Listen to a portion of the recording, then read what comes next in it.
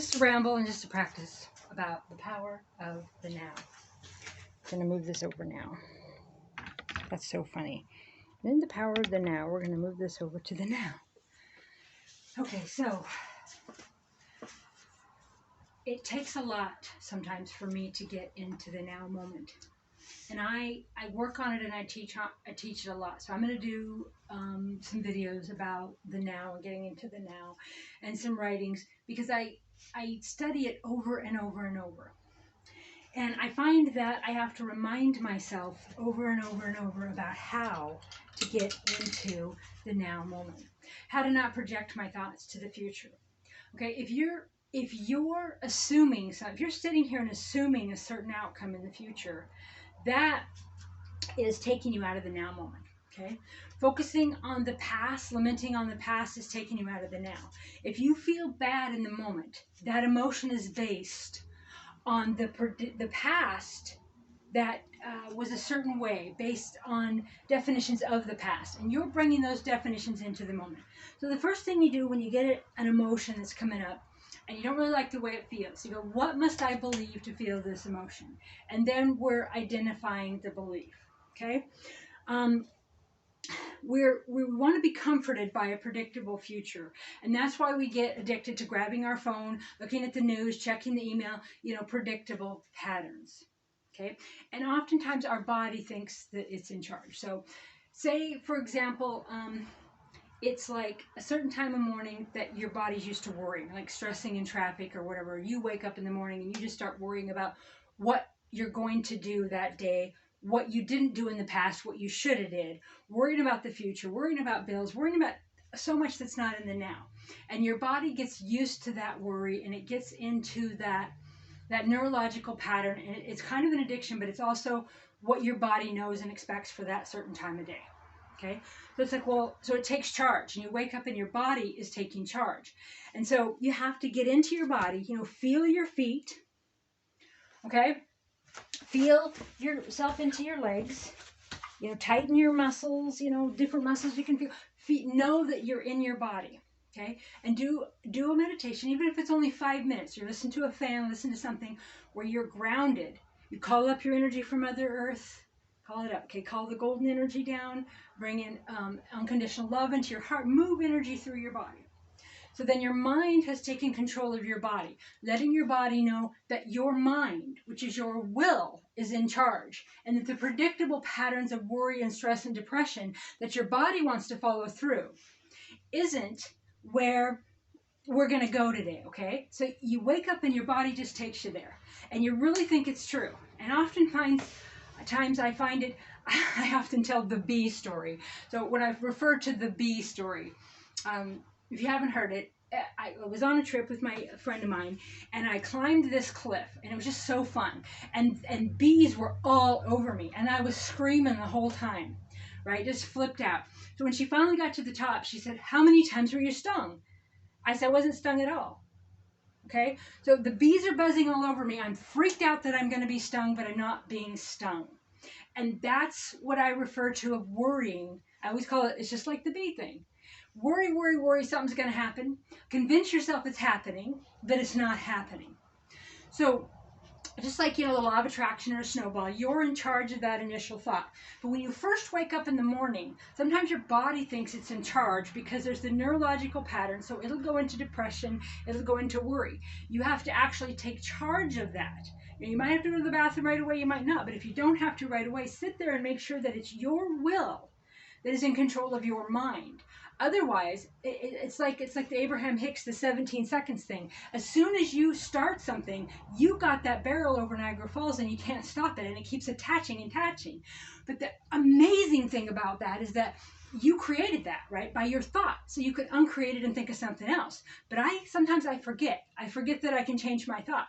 And I wake up and I'm really depressed and I'm down, and I'm like, well, so what? What now today? Well, what matters today? Well, what?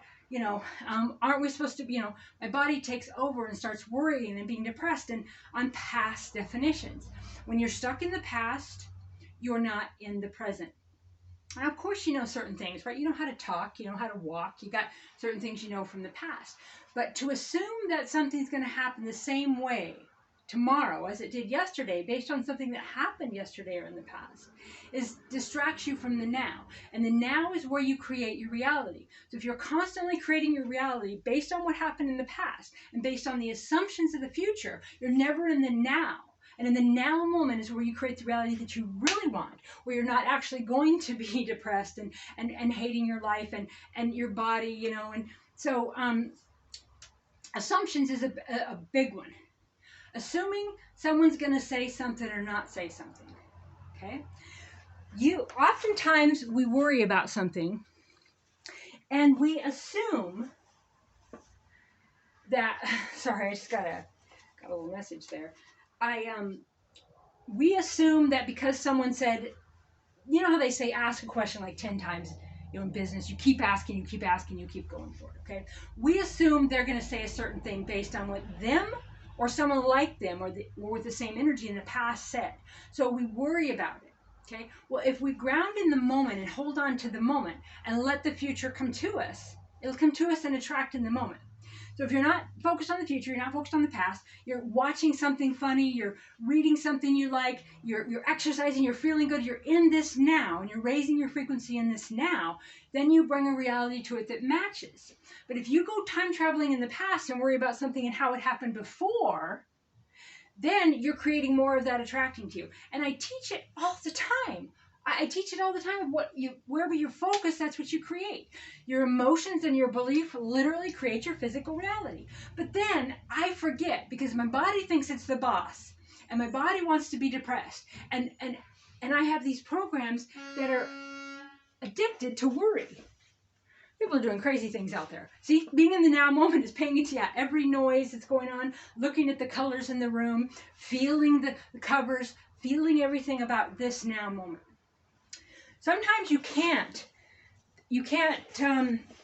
even consider the now because you're too worried about the bills. You're too worried about pain that might happen at the dentist, about rejection that might happen because it's happened in the past, about, you know, money or a certain way of life that you didn't like in the past. You're holding the vibration of it in the present by worrying about it.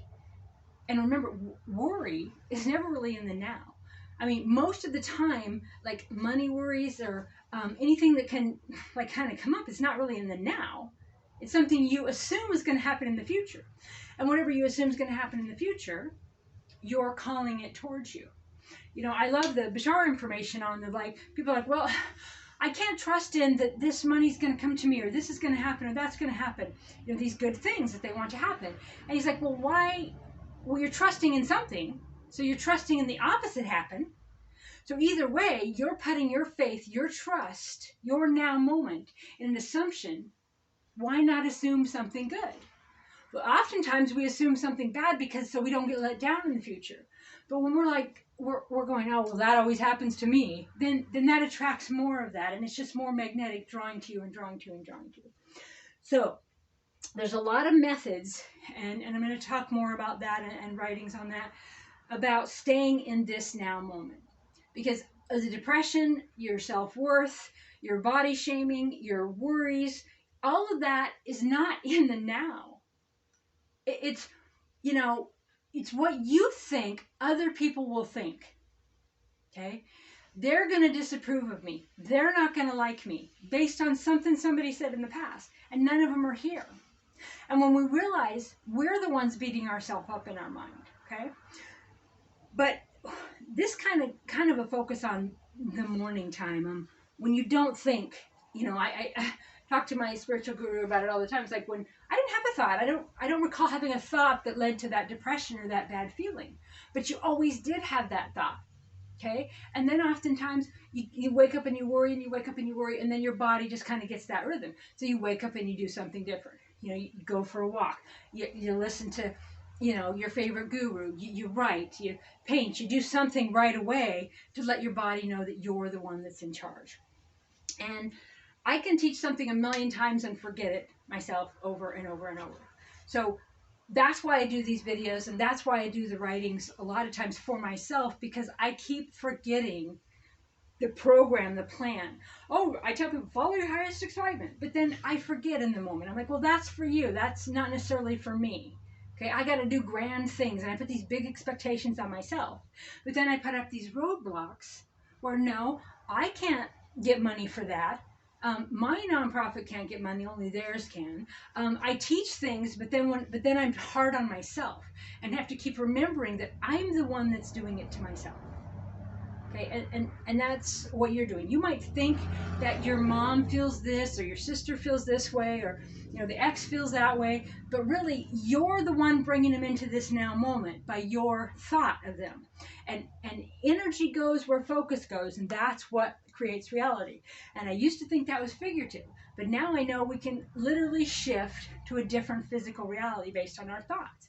I know this stuff inside and out for decades, but I go dark, and I get in these moments where I don't necessarily see it, and I have to read information and study again to remember how to get back into the now where I'm creating reality, and how to get out of just depression and feeling low, and then drawing more and more of that to you. How do you stop it? Hicks says 17 seconds, stopping the momentum. Anyway, so this is just a little bit about the now. I'll do a lot more of these, and I'm doing a lot of writings on it, and yeah. We'll just talk about it more later. But just remember, don't stop assuming, stop searching for other people's approval. And the key today that kind of came to me in the learning was that your body thinks it's in control. Your body thinks it's the mind when you first wake up. So make sure you're in your body, and then your mind says, this is who we are, this is what we feel. Run energy, remember who you are before your body falls into neurological patterns of old worry and old depression. Anyway, we'll practice that. I've been practicing 50 years now, so we'll keep doing it. Blessings to you all.